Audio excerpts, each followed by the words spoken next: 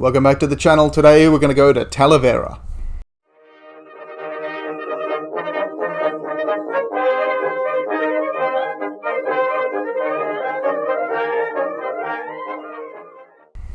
So we're going to continue on with this, can't remember the name of the series was, but they're listening to the track Forlorn Hope from the band Forlorn Hope, and we're up to Talavera. This is one of the preview songs that they put out, and it's got the best intro. I love the intro to Talavera. I normally talk over it. I'm not going to talk over this. I think the musical intro to this is phenomenal. Talavera, for those who don't know, is a major battle in the Napoleonic Wars where Sir Arthur Wellesley, not Wellington, anybody who says that Wellington fought at Talavera was wrong, because Wellington actually became Wellington because of Talavera and after Talavera. So that's why I like to say Sir Arthur Wellesley, because it just gets me in the habit of, when I'm talking about like things, 1807 or even back in 1803 at Battle of Versailles and Gavaldar and that sort of stuff. I like to say Sir Arthur Wellesley just because you don't ever get called out by some, well, actually neckbeard dude. So, which is, yeah. Anyway. Well,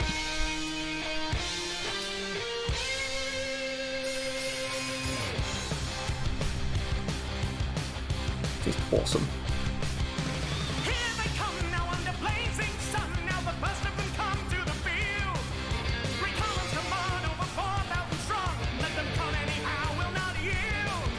Okay, so the British are set up, and the French come at them in 3 columns. That's the thing here. British basically just are going to do a stand-up fight here. They have Spanish allies. The Spanish allies aren't really... Again, Spanish allies really just means you have guys who, maybe from a distance, the enemy will look at that and go, well, we can't just walk through there. We are going to have to fire the muskets at least once. Spanish allies are not well looked at. So, yes, you have it's early morning too. The battle starts quite early on. Or, well, not early on, but it starts at a reasonable time in the morning. And the French come in 3 separate and distinct columns. Thin line. Daddy Hill is Roland Hill. He's commander of a division. He does not die. No, does he? No. Hill actually survives the Peninsular War. Hill was quite well liked. Famous divisional commanders from the Napoleonic Wars. Hill, Picton. Picton's more famous for getting his head blown off at Waterloo. Black Bob Crawford, who had basically set up with Sir Thomas More the light infantry. He was a big commander of the Napoleonic Wars. He was killed at Badahov. Was it Badahov? I think it was Badahov where he was killed. Anyway, so yeah. Daddy Hill was actually the nickname of Roland Hill, a general. His men actually did call him Daddy, which is a little weird, but anyway.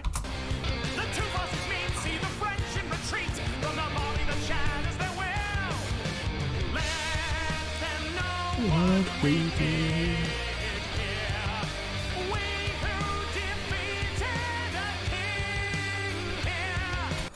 They did defeat a king because the person in command of the French army was King Joseph Bonaparte, Napoleon's brother. So, Napoleon's brother, that he, of course, if you've seen the other video, Napoleon basically lied and just took over Spain and then put his brother on the throne. And, sorry, I'm trying to move, the camera's shaking too much, sorry. And, yeah, so he was commanding this French force, although when you have royalty in command of an army, especially this kind of, very amateur, not even a military guy, not even royalty his entire life. He's been royal for 4 years at this point. Napoleon becomes emperor in 1805. This is 1809. So yes, very amateur royalty, not a military guy at all. I doubt he was given much overall tactical command of the army. He might have been able to say things like, we should attack now. And then his generals and things would sort it out. But yeah. Do be wary when somebody says that, the king such and such was in charge of the army. It's sort of like, well, really, was he? Anyway.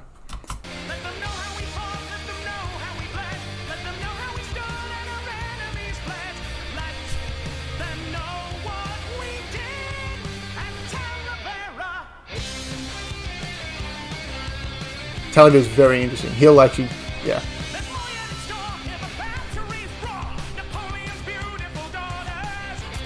Napoleon, the batteries, of course, Napoleon was an artillery officer before he became this tyrannical emperor.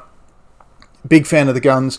Napoleon, little tangent, it's not to do with the video, but Napoleon had the sort of grand battery strategy where you concentrate your guns in one spot and you fire, maybe you don't fire all 80 or 90 guns at the same unit, but you fire, these 3 batteries at a battalion, or these 5 batteries or 6 batteries at a brigade.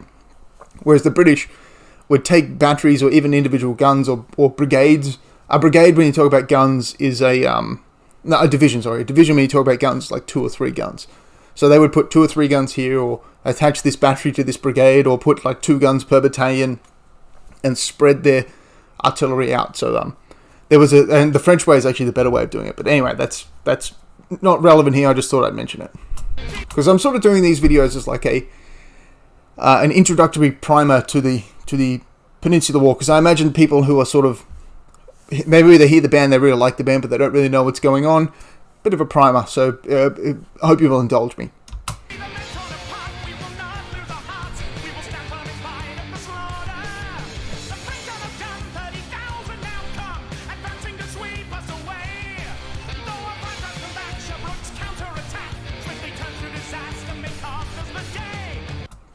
French come in, they punch a nice hole in the British line.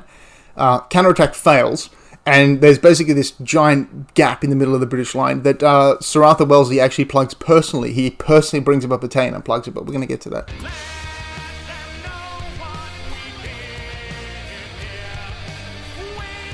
Wellesley, of course, had been fighting in India for a decade. Or he'd been fighting for more than a decade. He'd been in the army since like the 90s. He'd done a lot of fighting in India. When he was colonel of the 33rd, he was basically a general in the company army, in the Sirkar. And yeah, he was quite veteran, and so he knew battalion level tactics and things like that. He wasn't some staff general or something like that.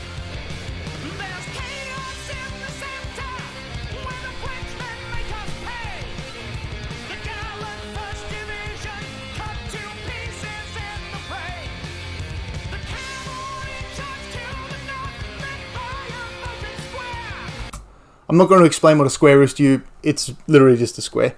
A bugbear of mine is when I watch a documentary and literally every tiny thing is explained. So essentially what happens is the British centre, some people say collapsed. I think I prefer to say that it sort of faltered. It bowed a little and then sort of broke out, and units did retreat, but they didn't like absolutely run. Even guard units actually were forced back, literally because a battalion ran into them, and it was sort of like, well, people got caught up. You couldn't get any cohesion back, and it's like, well, there's cavalry there, we better run too. So, or there's infantry coming at us, we're not going to be able to get back in time, we better withdraw as well. So, yeah, there you go. If you're in your wargaming, especially old like Warhammer Fantasy or any rank and flank games, where a unit retreats to another unit, it can destroy them outright. So there you go.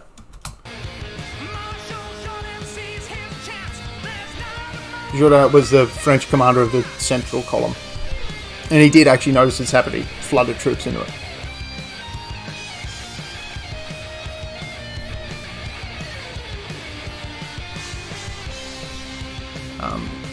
Sharp's Eagle is about Talavera, but it's got nothing to do with the battle. It's really just crazy. So the 48th, Wellesley sees this gap in the middle of the British line. And the only unit he has at all, he doesn't have a division, he doesn't have a brigade. Okay, so you have battalion, which is about 800 men, brigade, which is about 2 or 3 battalions with some artillery, a division, which is a few brigades. The rule of 3 is normally used, so 3 battalions to a brigade, 3 brigades to a division, and whatever. The British didn't use corps, they just had divisions. So Wellesley literally has about 8, probably more like 6 to 800 men. He goes up to the lieutenant colonel of, and he says, "Follow me," and he rides to the centre of the British line. And the gallant 48 stand there and cop this French attack.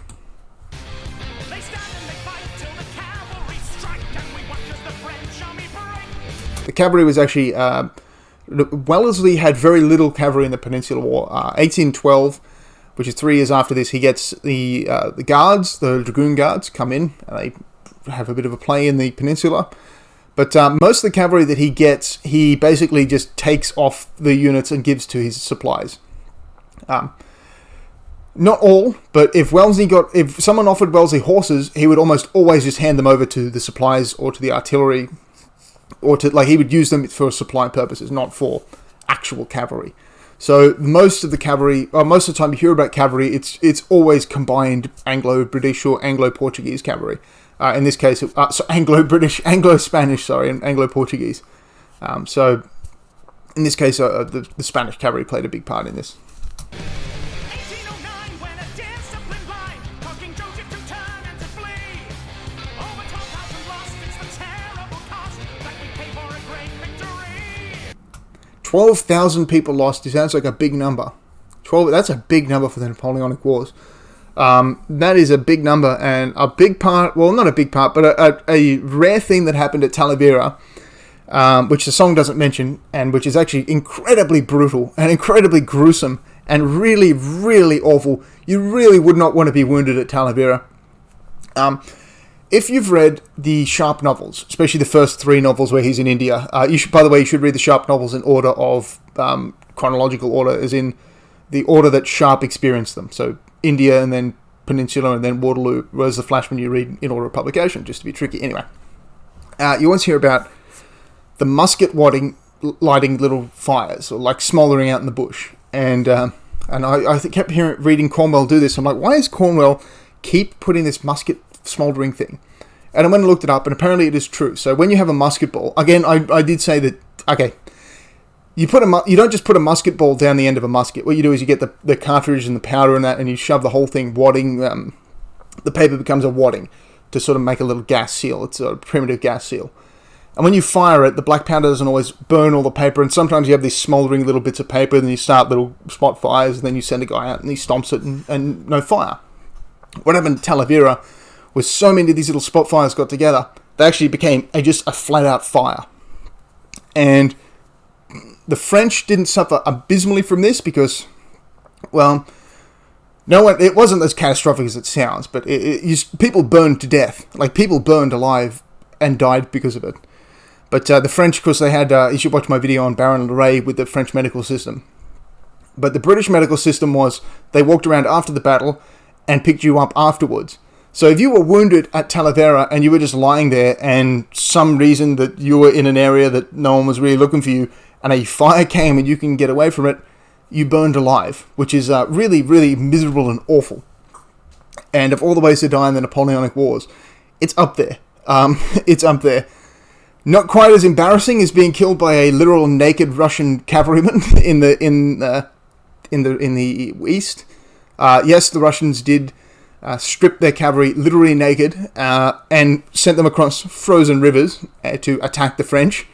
I'm not sure why they had them go naked. Maybe it's so that they could come back and put on warm clothes. I thought it would be freezing cold, literally freezing your balls off in Russia. But anyway, the two extremes, I suppose. So yes, you either burned to death in Talavera or you froze to death in Moscow. So there's sort of... The Napoleonic Wars has got everything, folks. That was an awful expression, sorry. I'm not sure why the song doesn't mention that.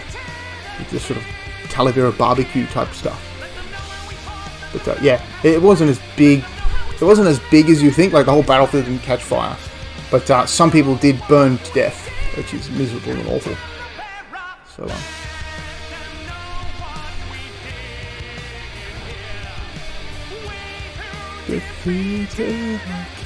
again, King, because of King Joseph. King Joseph would not, he wouldn't lose anything because of this battle.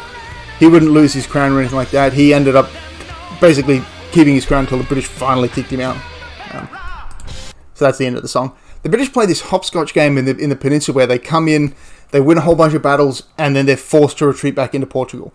And then they come in again, and they're forced to retreat again, and they come in again, and then they do it. So a lot of these early British battles are sort of, they're not pointless, but the British just can't capitalize on it. They don't have the supplies. The Spanish allies ruin everything, like they did. We'll get to that later. Utterly ruining stuff, like taking their armies completely out of the way without telling the British. The Spanish promised the British a whole bunch of supplies, knowing full well they could never give it to the British. And so the British were operating upon the principle that, well, we can do this and then the Spanish will supply us. And then the Spanish come back and they're like, oh, sorry, dude, we don't have those supplies right now. Whoops. And so the British have to pull back. Or even worse, when the British say, okay, we're going to pull back, we'll leave the wounded with you, you'll deal with that, right? It's like, oh yeah, cool, we'll deal with the wounded. And then, oh, the French are coming, run, leave the wounded for the French. That really pissed the British off. So, at Talavera, very important. Sharp's Eagle takes place during Talavera.